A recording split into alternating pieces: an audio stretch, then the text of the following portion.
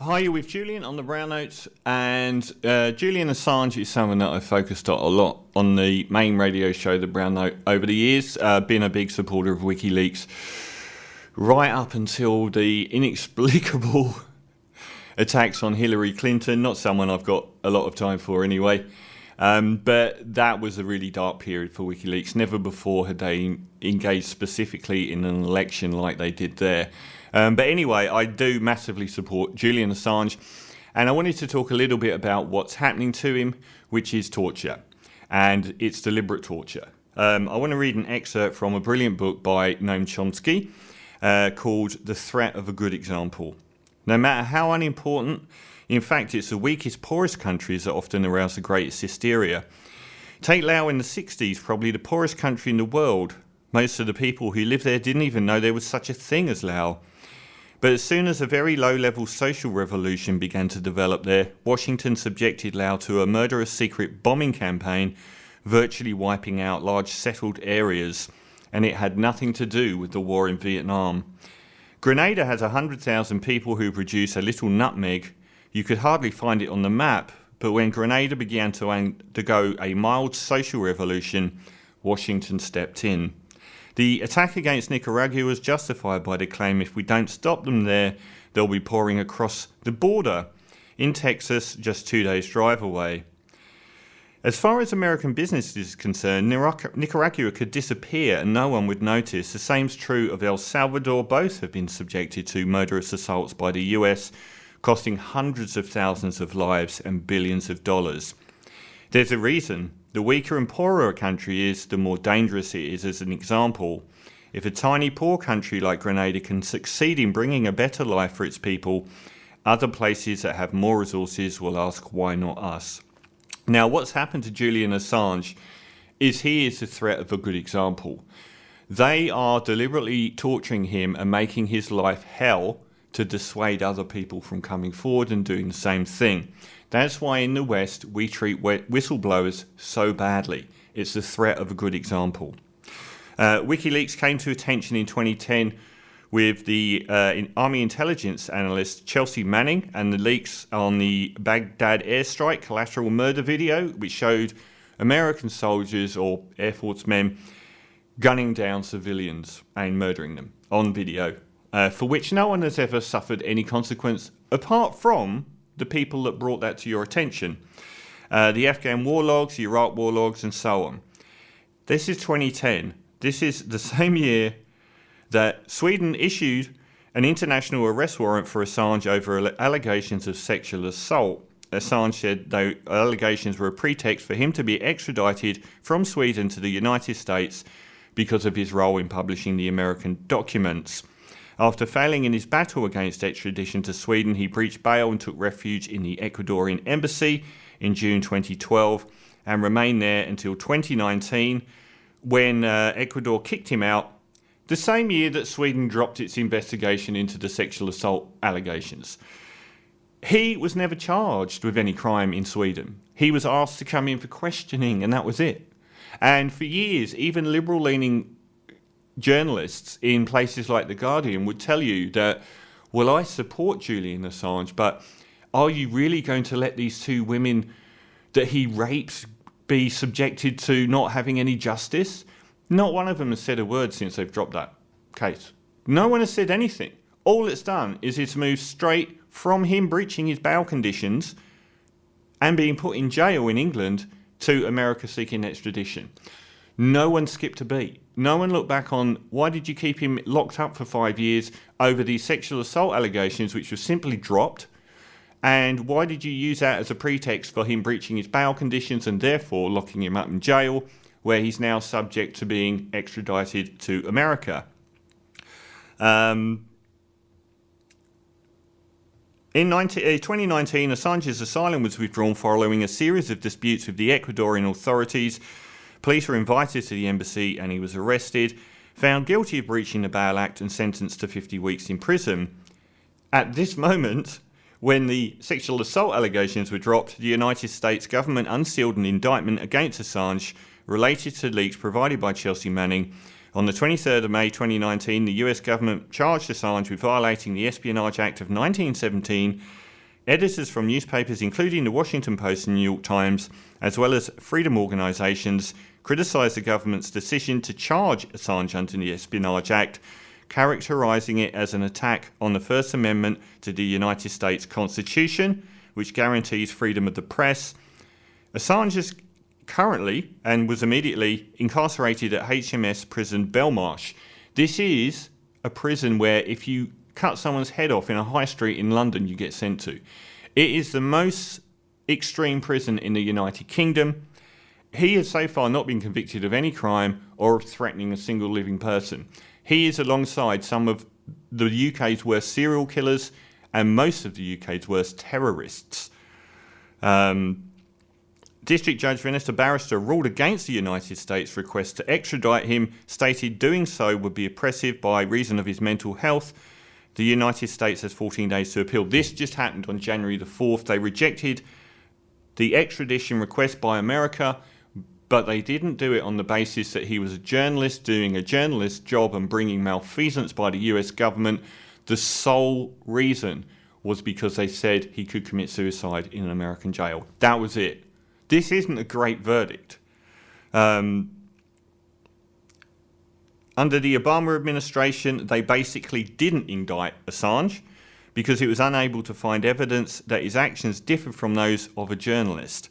However, after Trump took power, and remember how many Trump supporters piled on and said that they were supporters of WikiLeaks after he released all of those emails about Hillary Clinton.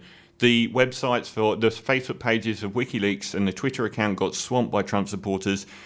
Obama never went after Assange, but after Trump took over, CIA Director Mike Pompeo and Attorney General Jeff Sessions stepped up the pursuit of Assange. I said at the time, you have made some bedfellows here that will not hesitate to throw you under a bus. In 2019, Ecuador's President Moreno said Assange violated the terms of his asylum after photos surfaced on the internet linking Moreno to a corruption scandal. In all likelihood, the revoking of Assange's asylum was connected to the upcoming decision by the International Monetary Fund to grant Ecuador a $4.2 billion loan, which is another way America governs the world, by loans through the IMF and the World Bank to use that as leverage. He was supposed to be in Belmarsh for 50 weeks. The judge said he'd be released after serving half of that, subject to other proceedings and conditional on committing no further offence. He is still there. He went in May 2019 for a 50-week sentence. It's January 2021 and he's still in Belmarsh. The United Nations Working Group on Arbitrary Detention said the verdict contravened principles of necessity and proportionality for what was considered a minor violation.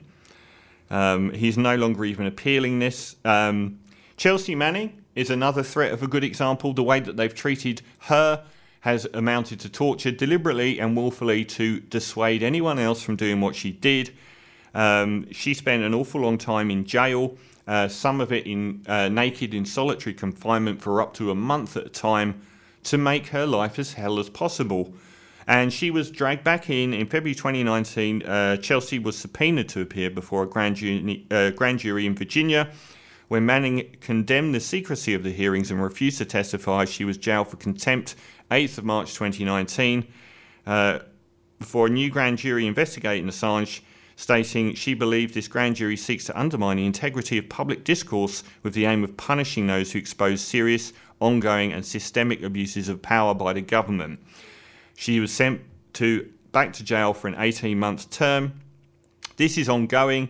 She has now been released, and Julian Assange remains subject to...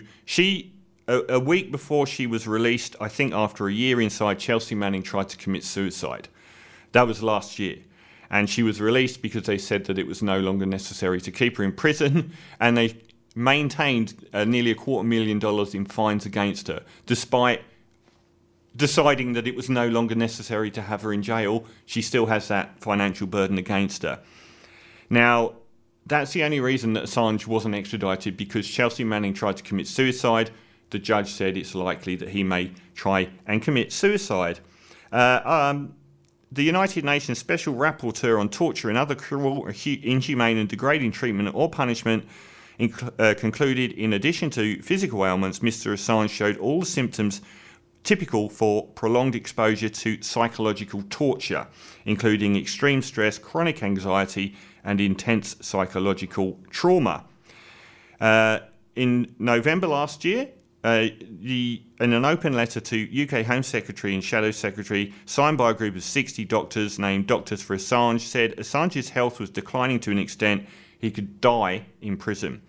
Subsequent attempts by the group made to the Lord Chancellor and Secretary of State for Justice, Marisa Payne, and the Australian Minister for Foreign Affairs got no result.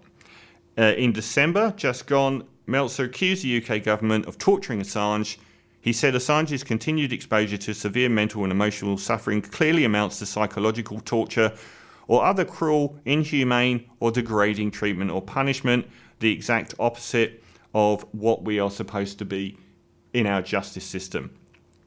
Now, this is what happens to anyone that is a whistleblower, and this has been a deliberate attempt to make his life hell as an example to the outside world. That has no bearing on justice. Nothing that WikiLeaks has ever printed has ever been deemed to be false, and nothing that Julian Assange has been involved in promoting has ever resulted in a human being being harmed.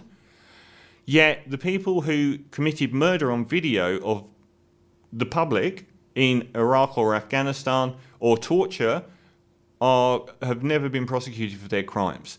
He has done the job of a journalist from a different arena, perhaps, the internet, and the rest is just a smokescreen.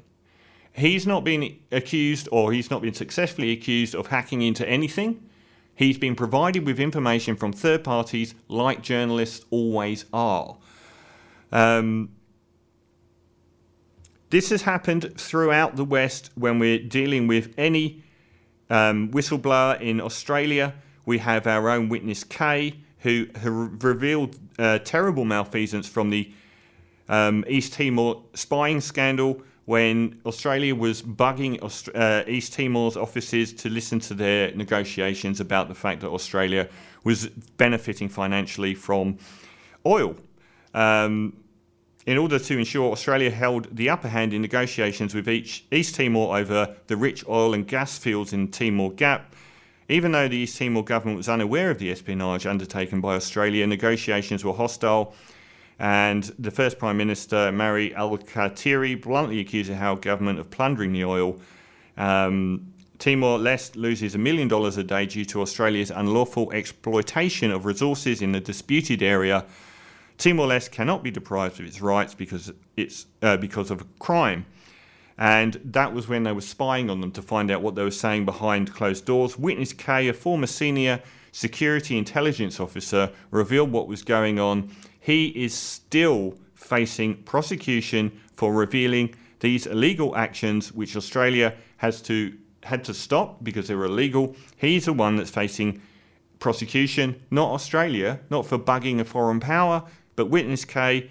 He is, as of 2018, the Commonwealth Director of Public Prosecutions filed criminal charges against Witness K and his lawyer Bernard Collery under the National Security Information Act, which was introduced in 2004 to deal with classified and sensitive material. This is different to Assange because he's revealing sensitive information, but he is still a whistleblower revealing illegal activity by a government, which should never be illegal. It should be your duty. They don't stand for Australia. They stand for themselves. The one that's really done it well is Edward Snowden. He got the hell out of Dodge before he dropped his bombshell. He fled to Russia, where he's now been made a citizen of Russia. He got the hell out of the way of America. That is obviously the perfect paradigm for any future whistleblower. Get out of your country and go to a country that won't hand you over to them. Mexico is currently offering Assange asylum. The treatment by the UK government and the Australian government of Julian Assange is absolutely awful. Australian governments have never ever stood up for him. He's an Australian citizen that has been held under intolerable cruelty, inhumane cruelty, and psychological torture deliberately to make his life hell, and they've never stood up for him once. The UK has just been America's lapdog, as Sweden was, in doing their bidding. Assange is a journalist. who was handed information about terrible wrongdoing, and he made it public. It was true, it didn't end up harming anyone, yet he has spent the last 10 years of his life under virtual lock and key in intolerable conditions, and he may well die, and they just want to ensure that he hurts enough that it will stop the next person. It is torture.